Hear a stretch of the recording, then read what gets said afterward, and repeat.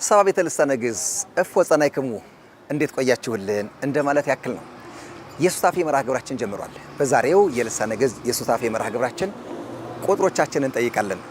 ቁጥራችንን የምንጠይቀው ደግሞ በአሜኮ ግቢ ውስጥ ይሆናል። በአሜኮ ግቢ ውስጥ ከ10 እስከ 40 ዋና ዋና ቁጥሮችን 10 20 30 እና 40 ኢትዮጵያዊ ቁጥሮችን ጻፉ ብያ ጥያቄ ጠይቄያለሁ። እናንተም ራሳችሁን እየጠየቃችሁ አብራችሁን ከኛ ጋር ቆይታ እንድታደርጉ ጋብዣችኋለሁ። የኢትዮጵያ ቁጥሮችን ዋና ዋና ቁጥሮችን ከ10 እስከ 40 ትጽፍልኛለሽ። 10 20 30 እሺ 30 30 አይዞሽ 13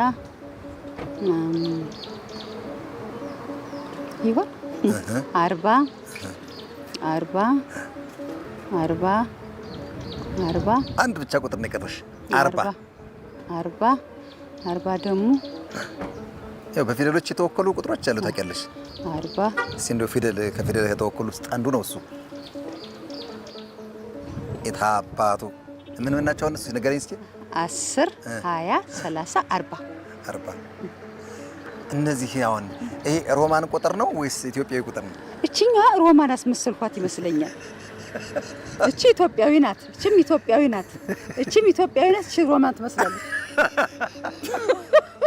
10 በትክክል አግኝተሻታል። 20 ግን በጢሟን የደፋሻት ወደ ላይ ነው መሆን የለባትም ነበር፣ ወደ ታች ነው ወደ ላይ አርግሻት። እንደው ምን እንዳሰብሽ እንጃ። እንግዲህ 30 ደግሞ ሮማን ቁጥር ነው ያደረግሽው እና ግን እንደዚህኛው ነበር የምትሆነው። በአልፋው የሚጻፍ ቁጥር ግን የለንም። በአይኑ አ ነበረ፣ ግን በአይኑ አ እንደዚህ ነበረ።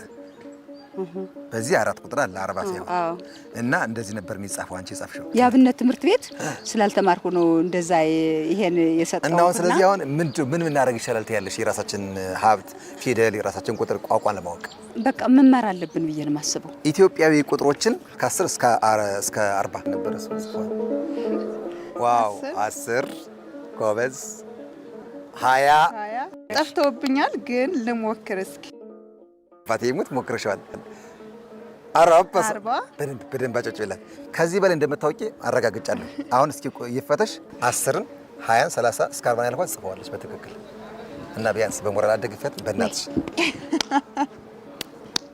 ከአንደኛ ደረጃ ጀምሮ ግዕዞች እየተሰጡ ነው ያሉትና ይሄን ነገር በሰፊው እውቅና ሰጥቶ በተለያዩ ደረጃዎች ላይ ቁጥሩንም ግዕዝ ራሱ ትምህርቱንም በትምህርት ደረጃ ቢሰጥ ጥሩ ነው ብዬ አስባለሁ። ምክንያቱም ብዙ ነገሮች ኢትዮጵያ የሆኑ ነገሮች አሉ ግዕዝ ውስጥ ላይ ነው ያሉት እና እነሱ ነገሮችም እንዲወጡ ሀገር በቀል እውቀትም እንዲሰፋ ግዕዝን ማወቅ መማር ጥሩ ነው ብዬ አስባለሁ። አመሰግናችኋለሁ። ቀዳሚ ወናዎች በጣም ወዳችኋለሁ። ግዕዝም ይወዳችኋል። እንወዳችኋለን፣ አከብረዋለሁ። እናመሰግናለን። የተወደዳችሁ ተመልካቾች እንግዲህ የኢትዮጵያ ቁጥርን መጻፍ በተለምዶ የግዕዝ ቁጥር ለምንጠራቸው ኢትዮጵያዊ ቁጥሮችን መጻፍ እንግዲህ ብዙዎቹ ሞክረውታል። አንዳንዶቹ ሂንዶ አረቢውን ይጽፉታል፣ አንዳንዶቹ ደግሞ ሮማይስጡን ቀላቅለው ይጽፉታል።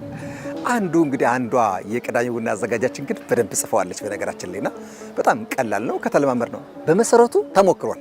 እኔ ራሴ ሞክሬ አይቼዋለሁ። በምን ሞክረው አትሉኝም?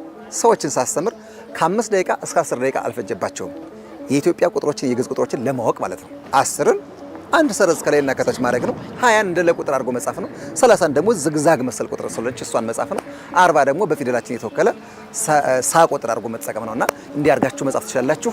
ሁልጊዜ የምንለማመድ ሁልጊዜ የምንማር የሁልጊዜ ምክራችን ይሆናል ማለት ነው። አብራችሁን ስለነበራችሁ እጅግ አድርገን ከልብ እናመሰግናለን።